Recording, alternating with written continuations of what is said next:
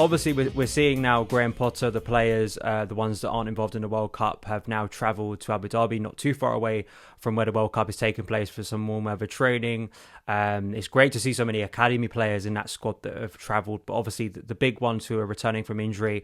We're going to have a look at the team hopefully next weekend against Aston Villa.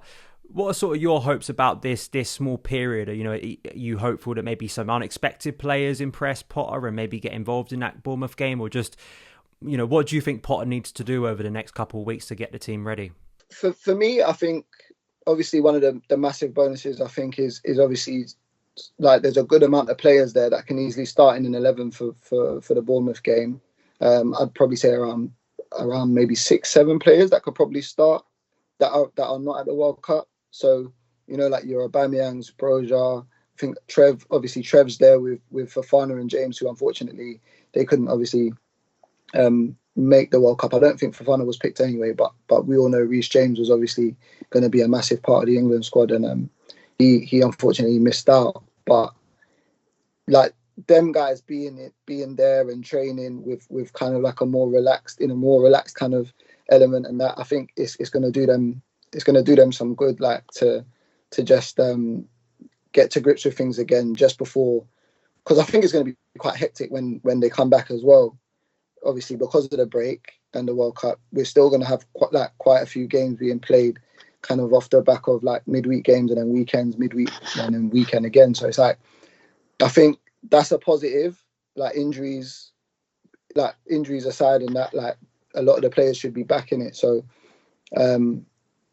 That for the players, I think that's good. But for Potter, I think just him getting his ideas across on a regular basis without being interrupted, like even if it's not with the whole squad that he would like want there while he's doing his coaching and that and getting his ideas across, I think it's just important for like a manager sometimes to get into kind of like the groove of things and be doing something regularly without having to completely shift focus from one team to another, because you've kind of got to just completely change what you're doing because of obviously the opposition, which is normal. But I think pre-season he was kind of robbed of that with Chelsea. So this time here now, like I said, it's not with all of the squad, but it's with quite a few players who can have an impact on the first 11.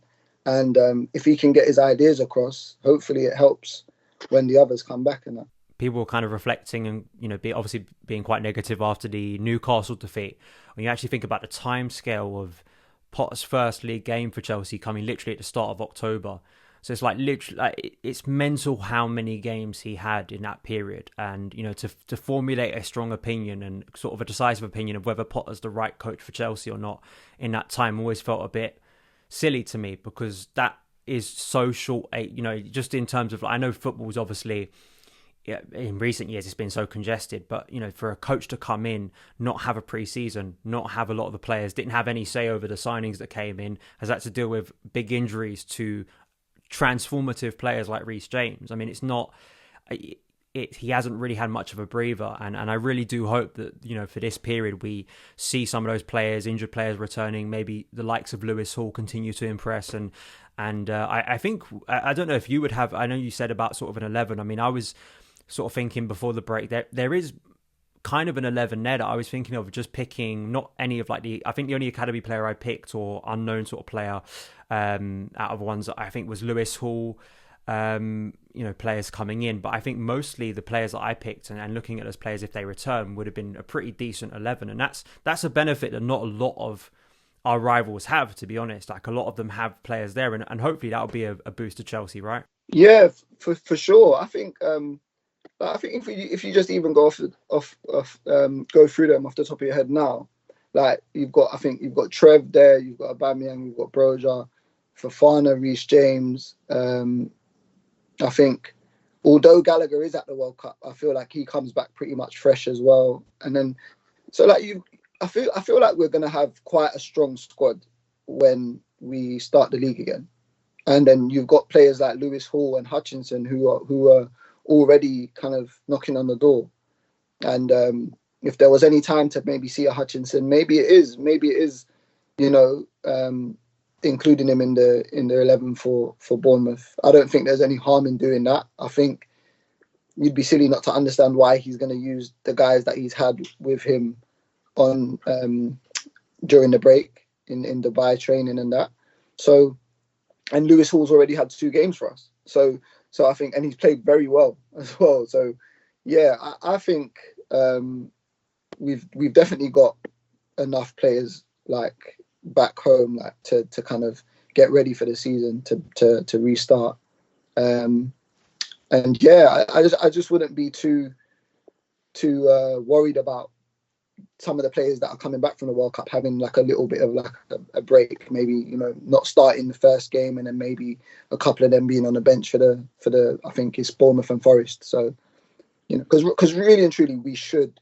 I know no game's an easy game in the Prem, we all know that, but with the talent that we have, with the players that we have, and in the coach that we have as well, because I'm one of the ones that believes that Graham Potter is a guy to kind of be a good manager for us long term, a great manager for us long term. So, yeah, I'm excited about when they come back, to be honest. I know there haven't been many formations that Graham Potter hasn't tried at Chelsea so far. I mean, what would be the one that you'd be going for in the opening game? Is it kind of a preference, or are you kind of understanding that it's, you know, it's about the players maybe available to him? Again, it's always tough, isn't it, when you kind of have to shuffle around that you have to shuffle around your squad and that, and try and look for the guys who are fit, who are, you know, even though Reece James and Fofana are back, we don't know how long they're going to be like fully fit for, in terms of before the Bournemouth game. If they've had like 2-3 weeks where they're fully fit and training hard, and, you know, it's first team training, then yeah, include them by all means. But I think when you're looking at the squad and the players that have to come back, it's good that Jorginho is still here. So I think I wouldn't be. I know people have their opinions about a 4-3-3 with Jorginho in the holding role, but it is a role that he does specialize in. Like, it's not in the way that maybe some people want to see it played, and I get that. Like, the Prem does sometimes require you to be maybe a little bit more athletic, a little bit more defensive, and I think Jorginho tries his hardest to do that, but when he's in there like isolated. But he's also played quite well under Potter. I will say that. I think he's one of the few that's actually been quite consistent under Potter. And I think a 4-3-3 going into the game against Bournemouth, looking a bit more expansive, a little bit more attacking, and just a little bit more organised. I think that's probably the most important word. I think there's been a few games, especially coming into the World Cup, we kind of looked a little bit all over the place, maybe a little bit less organised than the good patch that we had with Potter. I'm just a firm believer of, like, if that's what you want to do going forward, don't abandon it, because you're seeing a few results that are not going your ways. It's bound to happen with the players that we've had out in terms of Reece James, Kante, etc. So, but if he feels that he can't play the system with those players out, then yeah, I think he's had enough time to kind of come up with a solution. Yeah, hopefully there will be kind of that chance for more consistency, and you know, if he can keep major players fit, I think there's a likelihood of that happening too. And it's easy to say, you know, will the second half of the season be less intense? I mean, for Chelsea, it really requires Chelsea going out of competitions to be less stressful, you know, and obviously people don't want that. They don't want us going out of World Cup competitions, but with the World Cup, it's just the nature of this season, and we've already had postponed games in the first half of the year, so it's still going to be difficult, but hopefully we will see, you know, more consistency, more rhythm, and as you said, it would be quite exciting, at least for me, because I like the formation, and I do agree with you with Jorginho. He's had some bad moments, you know, but I think that in certain games, when you do see that protection around him, when Chelsea feel confident on the ball, Jorginho usually has a good game. I mean, I think the Salzburg one away from home was a really good example of that, where, you know, against a very high pressing team, against a very athletic team, I think Jorginho showed his quality.